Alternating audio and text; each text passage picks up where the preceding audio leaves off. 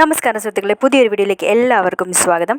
First ഫേസിൻ്റെ day, അതായത് May 24 ഞാൻ ഈ വീഡിയോ അപ്ലോഡ് ചെയ്യുന്നത്. അപ്പം എനിക്ക് ഫസ്റ്റ് ഫേസിന് എക്സാം ഇല്ലായിരുന്നു. എനിക്കിനിയിപ്പം 28 ജൂണിനാണ് എക്സാം ഉള്ളത്. അപ്പം നമ്മൾ കാണുന്നത് തന്നെ ഒരു 36 ഡേയ്സ് ഒക്കെ, ഒരു 30 ഡേയ്സ് കൂട്ടാം, ആവറേജ് 30 ഡേയ്സ്, ഏകദേശം ഒരു മാസം കൂടെ എനിക്ക് എക്സാമിനുണ്ട്.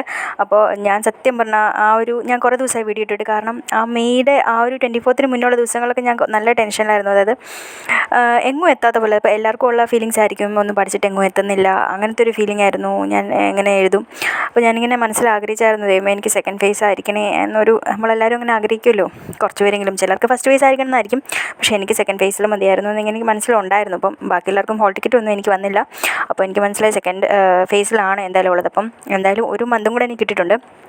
ഈ ഒരു മന്തിൽ മലമറിക്കും എന്നൊക്കെ വിചാരിച്ചാണല്ലോ നമ്മളിരിക്കുന്നത്. പക്ഷേ സത്യം പറഞ്ഞാൽ പഠിത്തം നടക്കുന്നുണ്ടോയെന്ന് ചോദിച്ചാൽ നടക്കുന്നുണ്ടെന്നും നടക്കുന്നില്ലെന്നും പറയാം. മാക്സിമം ട്രൈ ചെയ്യുന്നുണ്ട്. അപ്പം ഞാൻ ഉദ്ദേശിച്ചിരിക്കുന്നതെന്ന് വെച്ചാൽ, ഞാനൊരു ടൈം ടേബിൾ ഉണ്ടാക്കി. അതായത് ഈ ഒരു മെയിൽ ബാക്കി ഇനിയുള്ള ദിവസങ്ങളോട് 31 വരെ. അപ്പം ആ ഒരു ദിവസങ്ങളിൽ കംപ്ലീറ്റ് ചെയ്യേണ്ട പോർഷൻസ് കംപ്ലീറ്റ് ചെയ്യുന്നത് വെച്ചാൽ മാക്സിമം കുറേ കംപ്ലീറ്റ് ചെയ്ത് വെച്ചിട്ടുണ്ട്. എന്നാലും ചില അറ്റകുറ്റപ്പണികളൊക്കെ ഉണ്ടല്ലോ, ആ പണികളും കൂടെ തീർത്ത് ഒരു റിവിഷനും കൂടെ കഴിഞ്ഞ് തീർക്കേണ്ട കുറച്ച് ടോപ്പിക്സ് ഞാൻ എഴുതി വെച്ചിട്ടുണ്ട്. അതായത് ഞാൻ ഉദ്ദേശിക്കുന്നത് എക്കണോമിക്സ്, പിന്നെ കേരള ഹിസ്റ്ററി, പിന്നെ കമ്പ്യൂട്ടർ, അതുപോലെ വേൾഡ് ജോഗ്രഫി, അതുപോലെ കോൺസ്റ്റിറ്റ്യൂഷൻ, വേൾഡ് ഹിസ്റ്ററി, ഇങ്ങനെ നമുക്ക് കുറച്ചെങ്കിലും സ്കോറിംഗ് ആയിട്ടുള്ള, നമുക്ക് പ്രെഡിക്റ്റ് ചെയ്യാൻ പറ്റുന്ന ടോപ്പിക്സ് ഉണ്ടല്ലോ, അത് അത്രയും തീർത്ത് വെക്കുക എന്നാണ് ഞാൻ ഉദ്ദേശിക്കുന്നത്. അപ്പം ഈ ഒരു കാണുന്ന ഈ ഒരു കോളം വരച്ച് വെച്ചിരിക്കുന്നത് ആ ഒരു ഡേയ്സിൽ പഠിക്കാനുള്ള ഏരിയാസാണ്. അപ്പം നിങ്ങൾ ഓർക്കുമായിരിക്കും ഇത്രയും പഠിച്ചു തീർക്കാൻ പറ്റുമെന്ന്. ഒരിക്കലും പഠിച്ചു തീർക്കാൻ പറ്റത്തില്ല, പെർഫെക്റ്റായിട്ട് നമുക്ക് പഠിച്ചു തീർക്കാൻ പറ്റത്തില്ല. പക്ഷേ ഒത്തിരി സമയമുള്ളവർക്ക് പറ്റും കേട്ടോ. എൻ്റെ സമയം പരിമിതമാണ്, കാരണം എനിക്കൊരു 2-year-old ബേബി ഉണ്ട്. അതുപോലെ തന്നെ ഞാൻ മാരീഡാണ്. പിന്നെ ഞാൻ കിട്ടുന്ന സമയത്തൊക്കെയാണ് പഠിക്കുന്നത്. പിന്നെ ഇപ്പം വീട്ടിൽ പോയിരുന്ന് പഠിക്കുന്നുണ്ടായിരുന്നു, സ്വന്തം വീട്ടിലപ്പം അതും ഇപ്പം എങ്ങനെയാണെന്ന് നമുക്ക് അറിയത്തില്ല. അപ്പം കിട്ടുന്ന പരിമിതിയായിട്ടുള്ള സമയത്തിനുള്ളിലാണ് ഞാൻ പഠിക്കുന്നത്. പിന്നെ കൺസിസ്റ്റൻസി മെയിൻറ്റെയിൻ ചെയ്യാനായിട്ട് എനിക്ക് സത്യം പറഞ്ഞാൽ പറ്റുന്നില്ല. നിങ്ങൾക്ക് ആർക്കെങ്കിലും ഇങ്ങനത്തെ പ്രോബ്ലം ഉണ്ടോ? അതായത് എനിക്കറിയില്ല, എക്സാം ആണെന്നറിയാം, പക്ഷേ എന്നാലും ഒരു പഠിക്കുന്നില്ല, പ്രൊക്കാസ്റ്റിനേഷൻ, കൺസിസ്റ്റൻസി മെയിൻറ്റെയിൻ ചെയ്യാൻ പറ്റുന്നില്ല, കുറേ ഡിസ്ട്രാക്ഷൻസിലേക്ക് പോകുന്നു. അന്ന് ആ ഡിസ്ട്രാക്ഷൻസ് കഴിഞ്ഞ് വരുമ്പോഴത്തേക്കും ഭയങ്കര ഗിൽട്ടാണ്, ദൈവമേ ഞാൻ ഇത്രയും സമയം കളഞ്ഞല്ലോ. ഇങ്ങനെ വല്ലാതെ നമ്മളോട് തന്നെ ഒരു നമ്മുടെ ഉള്ളിൽ തന്നെ ഒരു വാർ നടക്കുന്ന അങ്ങനത്തെ ഒരു ഫീലിങ്ങിലൂടെയാണ് ഞാൻ കടന്നു പോകുന്നത്. അതിനുശേഷം ഞാൻ ഇന്ന് കുറച്ച് നോക്കിയ പോർഷൻസാണ് ഞാൻ കാണിക്കുന്നത്. ഞാൻ എൻ്റെ സൈലത്തിൻ്റെ ഒരു നോട്ട് എൻ്റെ കയ്യിലുണ്ട്, കമ്പ്യൂട്ടറിൻ്റെ. അതായത് ഞാൻ LTCയുടെ സമയത്ത് സൈലത്തിൻ്റെ ക്ലാസ് എടുത്തായിരുന്നു. അപ്പോൾ അതിൻ്റെ നോട്ട്സാണ്, കമ്പ്യൂട്ടറിൻ്റെ നോട്ട്സ് ഞാൻ പഠിക്കുന്നത്. അതിനുശേഷം പിന്നെ ഞാൻ ടൈം ടേബിൾ ഇട്ട പോലെ തന്നെ ഓരോ ഏരിയാസ് വെച്ച് നോക്കുവാണ്. കേരള ഹിസ്റ്ററി, കോൺസ്റ്റിറ്റ്യൂഷൻ, അതുപോലെ എക്കണോമിക്സ്, അങ്ങനെ ഓരോ ഏരിയാസ് വെച്ച് ഞാൻ നോക്കി വരുമായിരുന്നു. അപ്പോൾ എന്തായാലും ഫസ്റ്റ് ഫേസിലെ എക്സാം കഴിഞ്ഞു. എനിക്കറിയാവുന്ന കുറേ പേര് എക്സാം എഴുതിയിട്ടുണ്ടായിരുന്നു.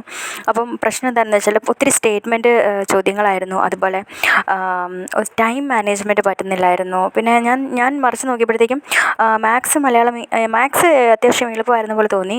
ഇംഗ്ലീഷ് ഇച്ചിരി പാടായിരുന്നു. ബാക്കി നമ്മൾ കേട്ട ക്വസ്റ്റ്യൻസ് ആണോ എന്ന് ചോദിച്ചാൽ, നമുക്ക് കണ്ട ക്വസ്റ്റ്യൻസ് ആണോ എന്ന് ചോദിച്ചാൽ കുഴപ്പമില്ല. നമുക്ക് ഡെസിഫർ ചെയ്ത് നമുക്ക് സ്റ്റേറ്റ്മെൻറ്റ്സിൽ നിന്ന് എടുക്കാൻ പറ്റുമെന്ന് ചോദിച്ചാൽ എടുക്കാൻ പറ്റുന്നുണ്ട്. പക്ഷേ ടൈം മാനേജ്മെൻറ്റാണ് ഏറ്റവും വലിയ വില്ലനായിട്ട് വന്നത് എന്നാണ് എനിക്ക് തോന്നുന്നത് ഫസ്റ്റ് ഫേസിൻ്റെ ആ ഒരു കാര്യത്തിൽ. അപ്പോൾ ഞാൻ എന്തായാലും സ്ട്രാറ്റജി എന്ന് വെച്ചാൽ, സെക്കൻഡ് ഫേസ് എക്സാം ഉള്ളവരോട് ഞാൻ പറയാൻ ഉദ്ദേശിക്കുന്നില്ല. എൻ്റെ സ്വന്തം സ്ട്രാറ്റജി എന്ന് വെച്ചാൽ, മാത്സ്, ഇംഗ്ലീഷ്, മലയാളം, മാത്സിന് കുറച്ചും കൂടെ ഇമ്പോർട്ടൻസ് കൊടുക്കുക. മലയാളം എന്ന് പറഞ്ഞാൽ നമ്മൾ എത്ര പഠിച്ചാലും ഒരു 10 5 ക്വസ്റ്റ്യൻസ് നമുക്ക് പ്രെഡിക്റ്റ് ചെയ്യാൻ പറ്റും. പിന്നെ ഈ ഓരോ സാഹിത്യത്തിൽ നിന്നുള്ള ചോദ്യങ്ങളൊക്കെ വരുമ്പോൾ നമുക്ക് അത്രത്തോളം കവർ ചെയ്യാൻ പറ്റില്ല. പക്ഷേ ഇംഗ്ലീഷ് ആണെങ്കിൽ കൂടി നമുക്ക് ഗ്രാമറിൻ്റെ ഏരിയാസ് പഠിക്കാൻ പറ്റും, മാത്സ് നമുക്ക് നന്നായിട്ട് പഠിക്കാൻ പറ്റും, മലയാളം പഠിക്കാൻ പറ്റും. പിന്നെ കോൺസ്റ്റിറ്റ്യൂഷനിൽ നിന്ന് പ്രെഡിക്റ്റഡ് അല്ലാത്ത ഭയങ്കര പാടുള്ള പാർലമെൻറ്റിൽ നിന്നുള്ള ചോദ്യങ്ങളൊന്നും ഞാൻ കണ്ടില്ല. അതുപോലെ തന്നെ എക്കണോമിക്സിൽ നിന്ന് ഇച്ചിരി പാടുള്ള ക്വസ്റ്റ്യൻസ് ഞാൻ കണ്ടു.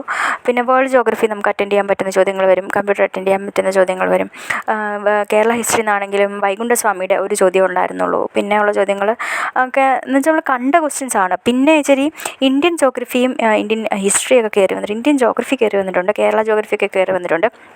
അപ്പോൾ ജോഗ്രഫിയുടെ ഏരിയ എന്ന് പറഞ്ഞാൽ ഞാൻ ചെറുതായിട്ടൊന്ന് കുറച്ചൊക്കെ സെലക്റ്റീവായിട്ട് പഠിക്കാമെന്ന് വിചാരിച്ചിരിക്കുമായിരുന്നു. പക്ഷേ ഈ ഒരു ക്വസ്റ്റ്യൻ പേപ്പർ കണ്ടിട്ട് അത് ചോദിക്കുന്നുണ്ട്. അപ്പം എന്തായാലും സെക്കൻഡ് റൗണ്ട്, ഇപ്പോൾ ഈ ഫസ്റ്റ് റൗണ്ടിൽ ഞാൻ തീർക്കാൻ ഉദ്ദേശിക്കുന്ന കുറേ ഏരിയാസ് ഉണ്ടല്ലോ, അപ്പോൾ ആ ഏരിയാസ് നോക്കി കഴിഞ്ഞിട്ട് സെക്കൻഡ് റൗണ്ടിൽ ബാക്കിയുള്ളത് നോക്കാമെന്നാണ് വിചാരിക്കുന്നത്.